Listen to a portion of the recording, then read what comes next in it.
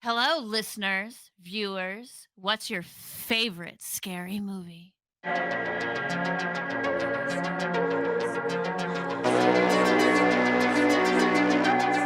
Welcome to the Let Us In podcast. I'm Emma of the Impact.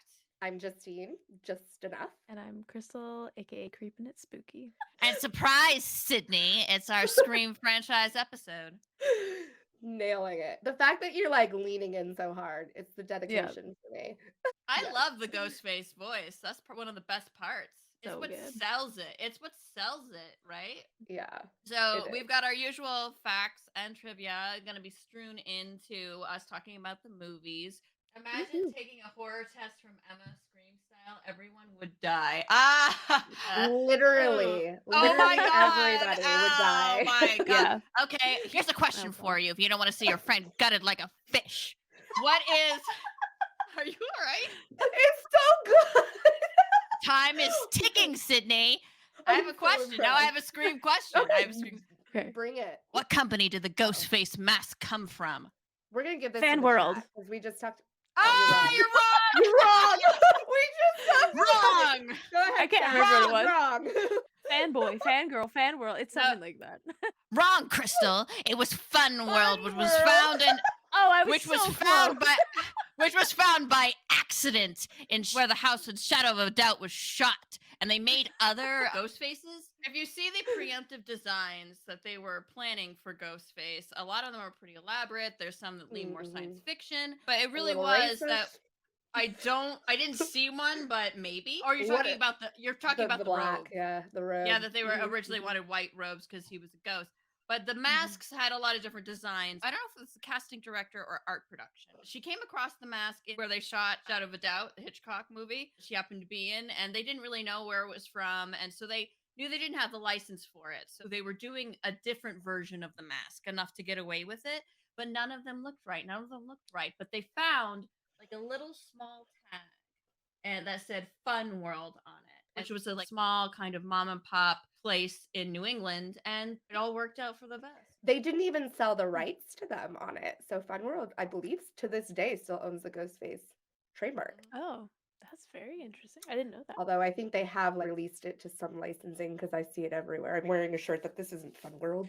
This is Yeah. hot topic, I think. I didn't realize that he was supposed to have a white robe. I think the black robe works, but imagine the blood splatters and like the look of the white robe. That'd be kind of cool. Oh, it just wouldn't be as scary though, because he couldn't But hide it's in the not as shadows and scary. like pop out like Yeah. he does. Yeah, totally. Those are some of my favorite moments where you see him just lying across in the background.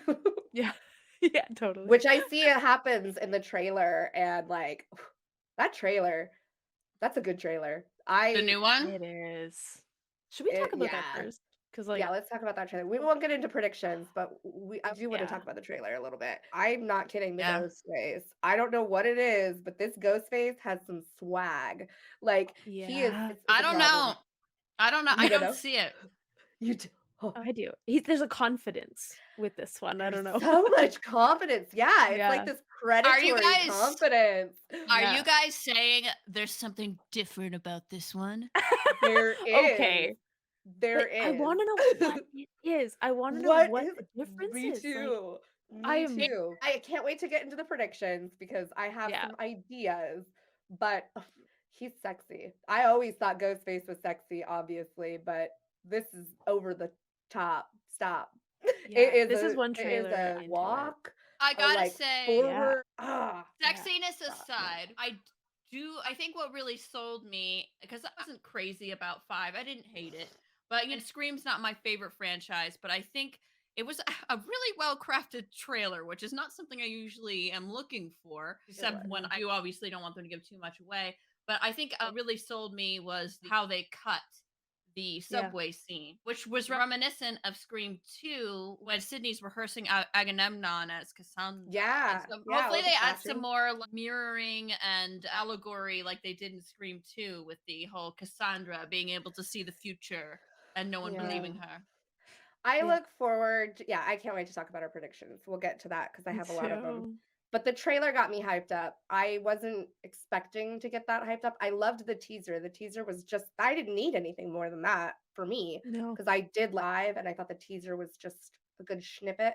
but the trailer, it completely changed the vibe, I think. It could be a bad thing. They're not really bad and generic. I could go way away from what we love about the Scream franchise, but maybe not. It might be just a tad bit more relevant because the ghost face phenomena really took off on TikTok. Ghost face cult, thirst traps up the wazoo. Isn't that Partly what because of TikTok's Dead by for, thirst Daylight, traps? but Yeah.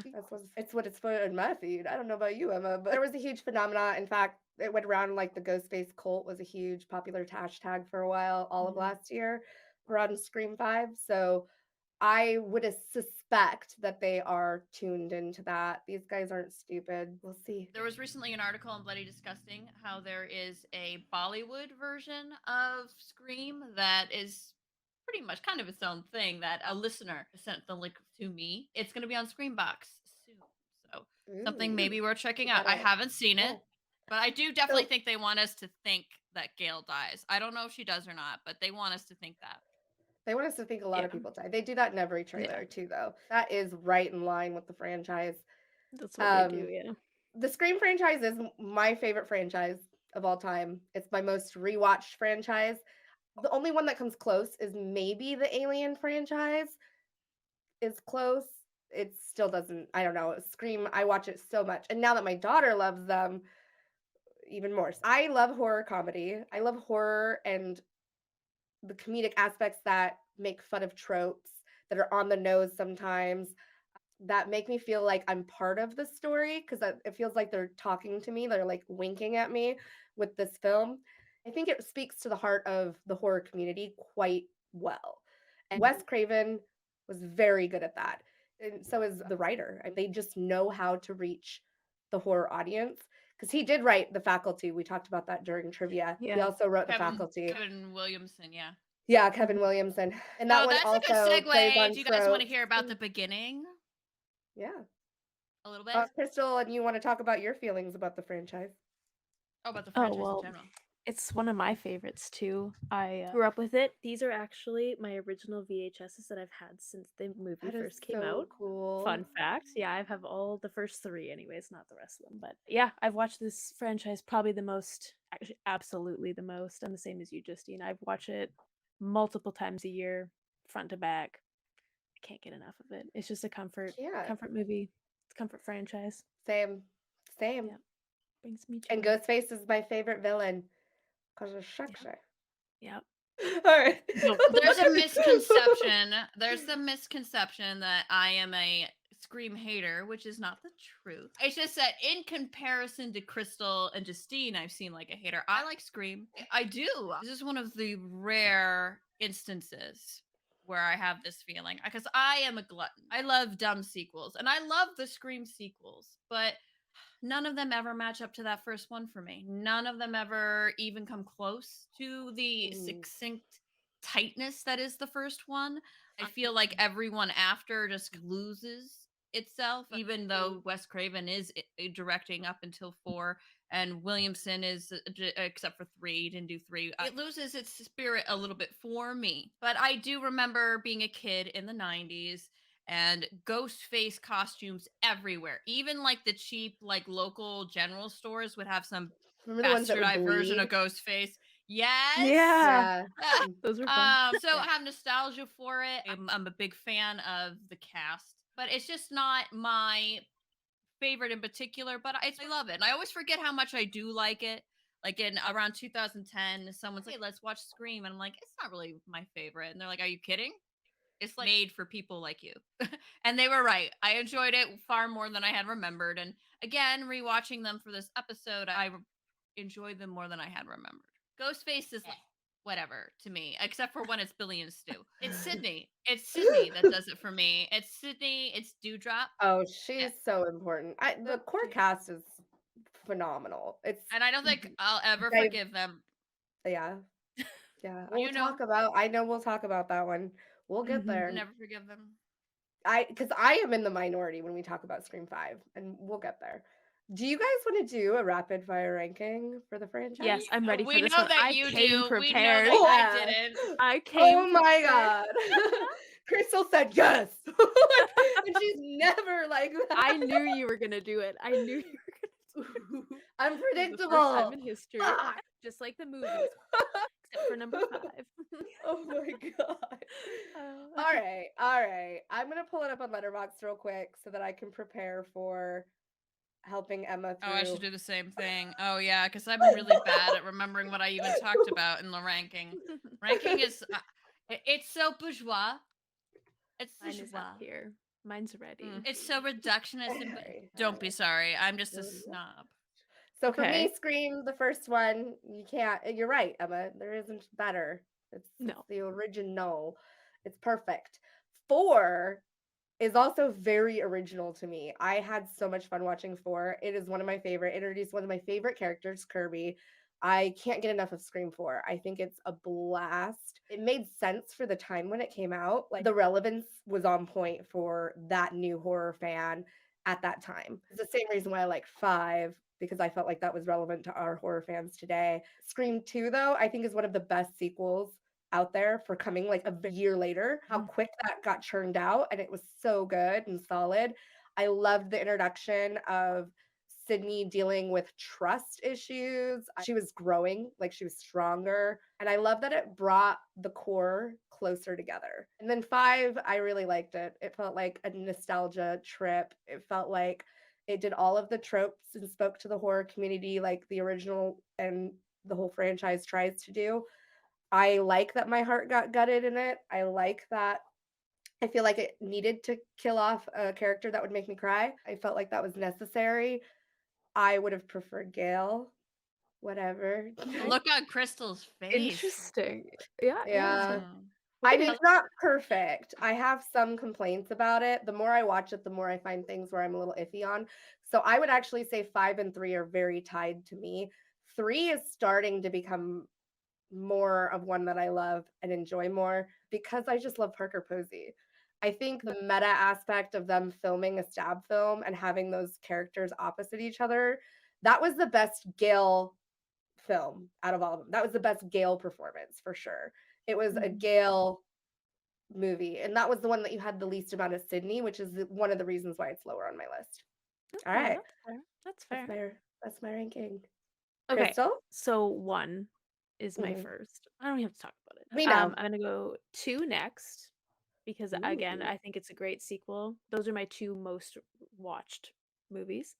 Now, my original ranking always put 3 next, always, because I love 3. I will die on the hill that 3 is a great movie. But upon more rewatches of 4, I'm actually putting 4 in the 3rd spot. So good, right? It is so good and it's so relevant to today. Like it was so ahead Still, of its yeah. time. Yeah, it Yeah. was amazing how like when 2011 it came out Yep. and how it was just like Talking about it's now. podcasts, Yeah, it's vlogs, what's going on now. People yeah, like people are like live influencers. streaming now. It's Yeah. wild. It just works so well today. But then 3 comes close behind. And keep in mind 1 to 4 are all almost 5-star movies for me. Like Same. and they're so close together. And then 5 comes absolutely dead last because it is trash. Emma, what's yours? So, for Scream 5, it's not even that you actually just don't like it. It's not even that you like it, but like least. No, I don't think it's a bad movie. I really Okay. don't. I think that it's a decently done movie, but there are so many things wrong with it, and there's so many things that I was so frustrated with that Yeah. it makes me sad for the franchise that this movie Gotcha. didn't live up to what the other movies have done for me. Emma. Wow, you guys are like, is that how intense I sound when I talk? Oh my God. This just made me such a bitch. Own medicine. I'm glad to be here. I love it. On my rapid fire ranking of the Scream franchise, it's very easy. The first and foremost, obviously, number 1. And then all the other sequels are very interchangeable for me. I really don't care. That's it. So Fair. just Just 1 to random. 5. 3, 2, 5, 1. Wow. Okay. That's fair. Interesting. I'm with Crystal. I'm probably more so than Crystal. I think they're all 4 to 5 stars. All of them. I think 3 and 5 are the only ones I gave 4 stars. All of the rest are 5 or 4.5 stars. So those are the only 2 that I docked a star on.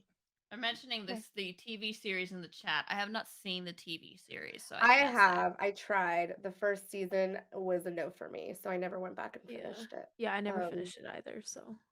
It was not the vibe. Plus, it wasn't my ghost face. I don't know what the fuck that mask is. Is it a different mask? It is. It's a different mask. It's like a weird, So it creepy, seems like Yeah. plastic, cleary. I don't So know. what There you about go. it was Scream? That it was teenagers getting killed? Was that it? It literally Yeah. was just teenagers getting killed, and they called the villain Ghostface. It didn't even play off of the tropes. It played off like a CW franchise, an Okay. MTV show. It was an MTV show, so it had the MTV show qualities to it that Yeah. most teen shows had at the time. So It's not worth it. It's not worth it. yeah, if they just put a trench coat or like a fisherman's coat and a hook on him, that would have been an I Know What You Did Last Summer Yeah. show. Easy. Without them Um, changing anything but the costume, like it could just easily Yeah. be anything. Yeah, it's okay. Everyone has what they love. Yeah, I am probably the more mean about my delivery with things I don't like. Sorry. Same. I don't think that's true unless it's Star Trek with Crystal. Okay. You're not wrong. You're not Star wrong. Trek. Yeah. I actually the initial reaction, I hate it so much. That thing is like I'm not hurt by it, but now I get to make fun of you for it. So It's that's It all true, comes yeah. back to Star Trek. Yeah, it does. We all have our thing, all right? we Yeah. do, I and really we're hate all allowed to Tess, dislike things. so we all know Yeah. that. I like We- Tess. And Jamie Lee Curtis. Yeah. Exactly. Exactly. What, on a Oh, DS9 Jag right now? Oh, you're I on don't know what DS9? that is. Deep Space We Nine? care. Oh, Just Gotcha. joking, guys. I thought it was a car. Start with Emma's history. It's not really history. History. So we're gonna talk about some assholes. Sorry about that. Making So it graphic. it starts with. I'm fine with that. I deserve my own graphic. It's fine. It started with Bob Weinstein, Kevin Williamson, who is the screenwriter for Scream. His acting career didn't go where he had planned on it going, and yeah, Don't boo look at the Miramax. chat. I'm sorry. I'm sorry. Boo Miramax. Boo Weinstein. But Kevin Williamson's career didn't go exactly where he had planned. He was writing a script, but it wasn't really going anywhere. And he was house sitting, actually. He was house sitting for a friend to pay them back because he had no money. And he was watching on TV.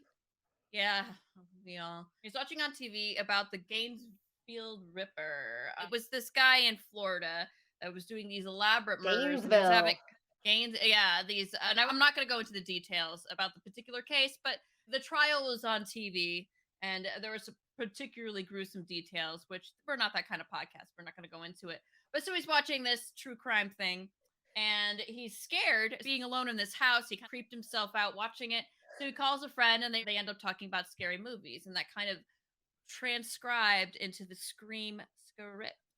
And then eventually it ended up in the hands of Bob Weinstein, the Weinsteins definitely. And so Bob Weinstein at the time was doing his own thing with his own part of Miramax, which was Dimension Films, which was doing all the more genre related movies. They didn't have a director. They wanted a big name horror director, and they wanted Wes Craven first. He turned it down quite a few times before he agreed to do it. We had parodies of horror movies before, right? Like Student Bodies, which is more like what we know is the scary movie comedies now.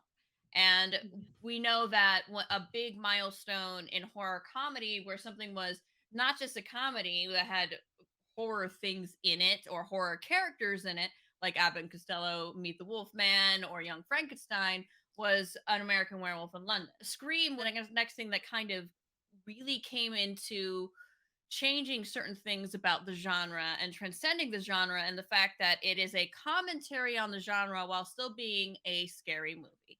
I think that's Andrew. Is it Andrew Horror 31? I'll put it in the description in case I get it wrong.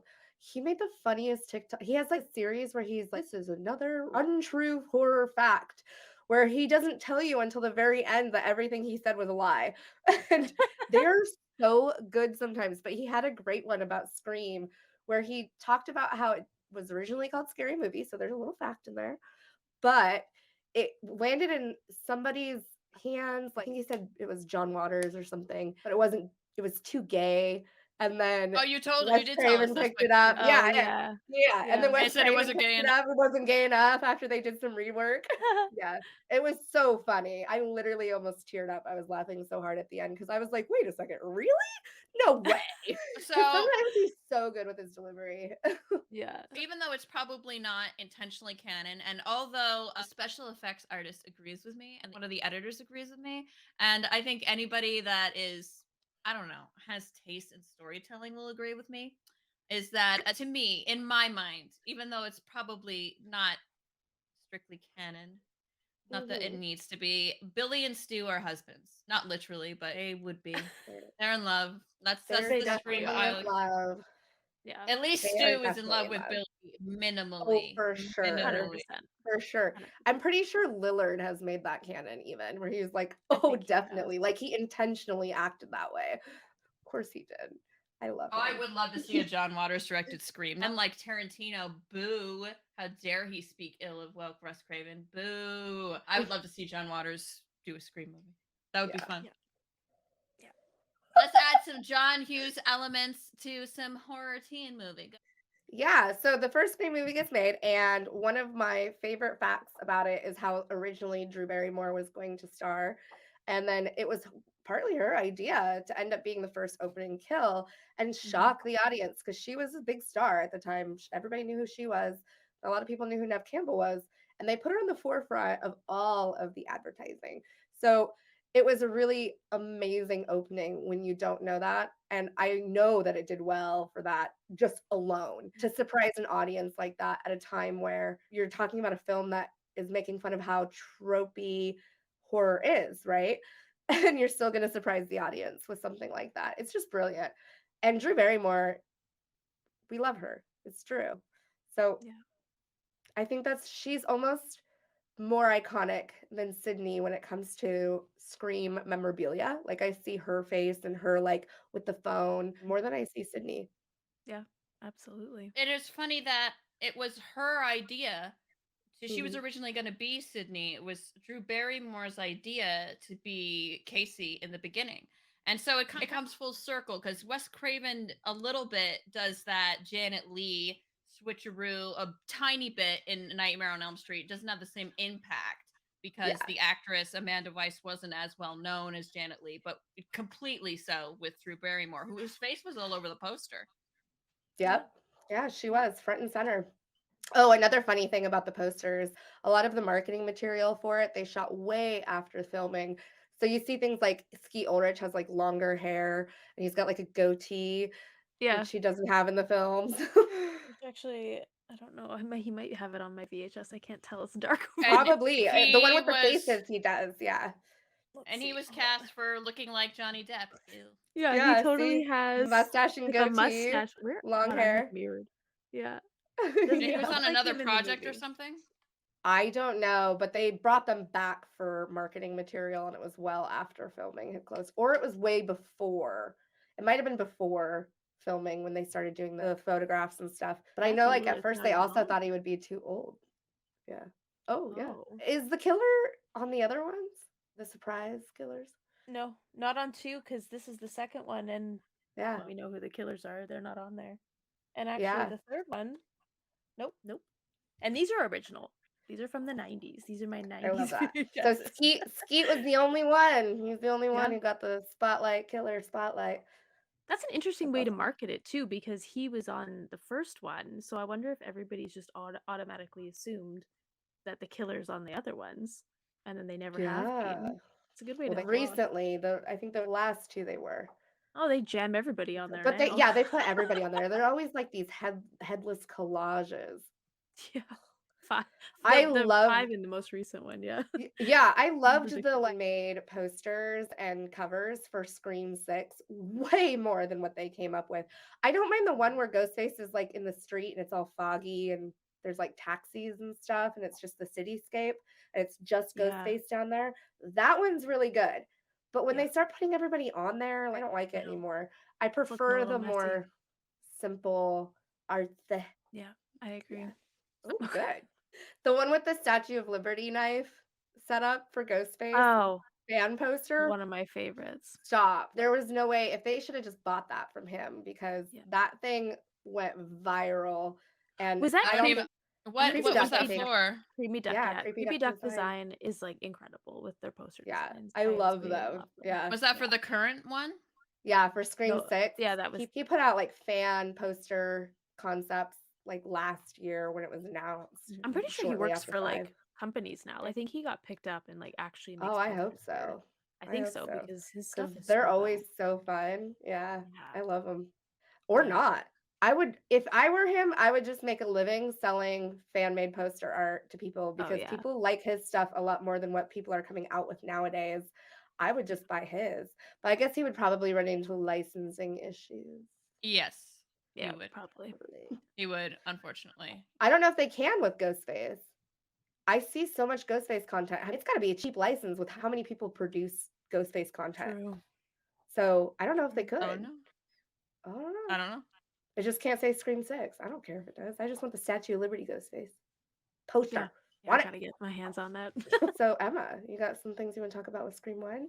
Oh, well, just to set up into what they did with Scream 1. If you really want to have a deep cut, I don't know if you could even find an original. It would be very expensive. But if you want to have a deep cut, original Scream memorabilia thing, it would have to say, I survived scene 118, which refers to the way scenes are set up for the shoot and everything in each day. The way the script was, it's ridiculous, like past the alphabet for scene 118. And scene 118 is the whole party scene when we're at the party scene and from beginning to end.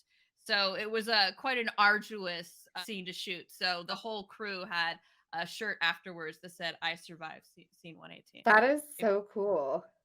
I love Yeah. that fact. Now I'm going to look for it.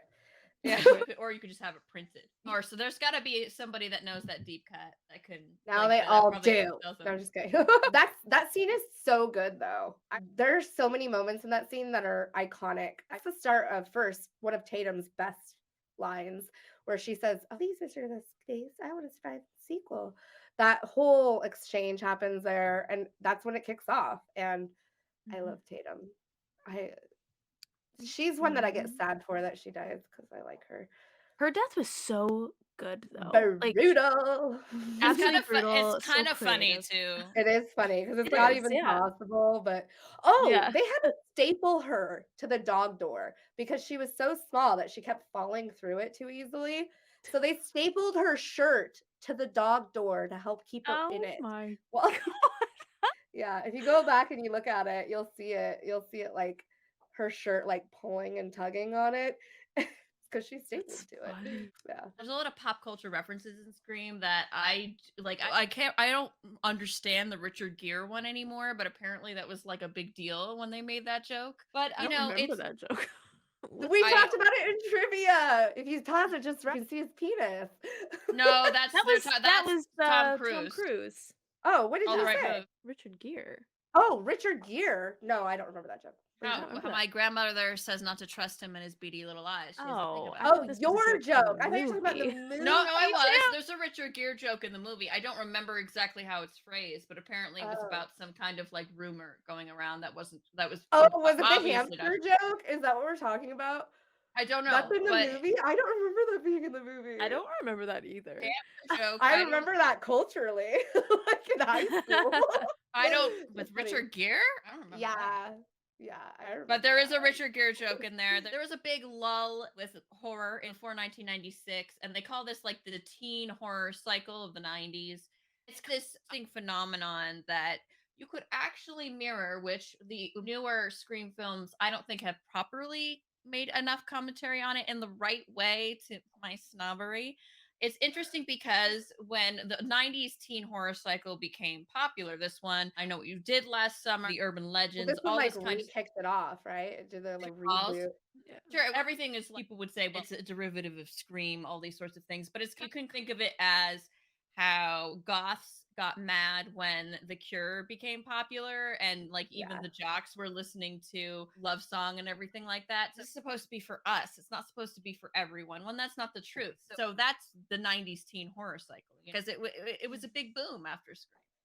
It was, yeah. It completely rebooted the teen slasher genre for sure. I feel like it also boosted the horror comedy meta aspect of horror where it feels like it's speaking to the audience, especially the fandom, which Yeah.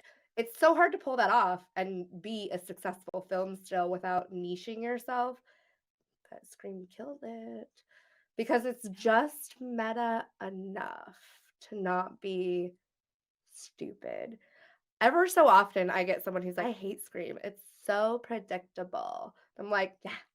Like, Except for the reveals. They were never yeah. predictable. I never ever guessed them. Like they make it so They obvious. so obvious. Yeah. But Then then they it's not at don't. all. Yeah, It's Yeah. hard for me to say It's because I because they're so watched. charismatic. You love they them. are. You love Bill. First of all, Billy is effing good Ugh. looking, and so is Matthew He's Lillard. so kidding. Matthew, You've been such a bitch since your mom died. Billy's annoying as fuck. I always oh hated Billy. please, Always he hated is Billy. the sexy bad boy trope wrapped up No in a way. nice rich Absolutely. wrapping paper, 100%. Matthew Mm. Lillard is the most lovable, good looking one. He's funny, annoying he's in it. charismatic. No, wait. I love Matthew Lillard. What? No. Me in the heart. No, okay. I love Matthew Lillard. I love Matthew Lillard as that character in Scream, but he's supposed to be annoying, I think. I think the character is supposed to be annoying. I don't think he's Obnoxious. annoying They at both are all. obnoxious. They're Like, supposed to be. he's Like, the it's like digitally so. hot bad boy, and he's the No. class Mm-mm. clown. That's totally the tropes that they're playing off of. Shit, Yeah. Skeet Ulrich. Someone just mentioned The Craft. Skeet Ulrich in The Craft is also a broody bad boy bully guy. Yeah. No. Same vibe. That was that teen hot boy trope. That's just the way it Mhm. was. It still is. It still is. Yeah, honestly. We still like him mean in shows. Like, Yeah. but I don't know. He was so I feel like boring, because you though. love those characters so much, the reveal feels a little bit more surprising because you're kind of hoping it's not. Like, you hope that they're not. Like, especially when he. I remember hoping that Billy was going to get killed if he wasn't the killer. I dislike Billy that much. I can't stand Billy at all. I mean, he's a great character, but I can't stand Billy. I would hope that he got it because he was annoying, boring, and annoying. I think with like direction that they were going in, making Billy look so like having him drop the Guilty. cell phone. Yeah, like they made him look so guilty. But then having that twist that had the two killers and they were working together, I think that was what when Billy really got pushed it over. killed, but then wasn't. Exactly. That was such Like, a good moment. Such a good twist. Like nobody could predict That started the they come back moment too. Yeah, exactly. Not started. Obviously, the they come back has been a thing in horror for a long time. That's the whole point of this movie. But I mean, it started it in the franchise because they always come back. It's worse, Blair. It's worse than wet hair. It's greasy hair. He always has a greasy hair. It was the 90s. That was literally the style. Yeah. No, they had like. No. I remember they had like little grease that they would put in their hair. Yeah, he was literally a greaser. He even wore the white t-shirt and the like jeans. He was a greaser. Yeah, but he's not slicking it back. He's not doing a pompadour. He just has his hair the way it falls naturally. I don't care. And then adding grease. Yeah, he did. He's this always a lot. Brandy and Tatum, I could be friends with. Oh, absolutely. I will, because I feel like Tatum is me. I feel like you are very Tatum-y. So I would hope you could be friends with her. Yeah, Randy is like, he's the actual clown, right? He's the actual the fool. He's also like, yes, he is the fool, the kind of goofball who happens to also be the expert, the subject matter expert in the case that they need. Yeah. And I love that character. That's my favorite character in a lot of movies because later you get a badass version of it with Kirby. You get it with Mindy Meeks Martin. You get it with Cabin in the Woods. You get it with my man, Franz Kranz. Yep. Franz. Marty. Yeah. Those characters, like, especially if they're semi-good look. I don't know. Jamie Kennedy was so fun at that time. That was like peak career for him. Do you remember him in Romeo and Juliet? No. Kinda. I just rewatched it and it's like, oh yeah, he's in that. He's the one with the pink hair that's got a black eye and is like super goofy and is like out of the car and like even in that. he wears the Hawaiian shirt. Yeah. God, yeah. He's like one of Whoa. the best characters in that too, and he's just goofy. Whoa, and he's like to the guy at the gas station. You buy your tomati? I buy my tomati, sir. So if you guys liked this episode, make sure you hit that like and subscribe. Hit the bell notification so that you get notified of our next episode when it drops.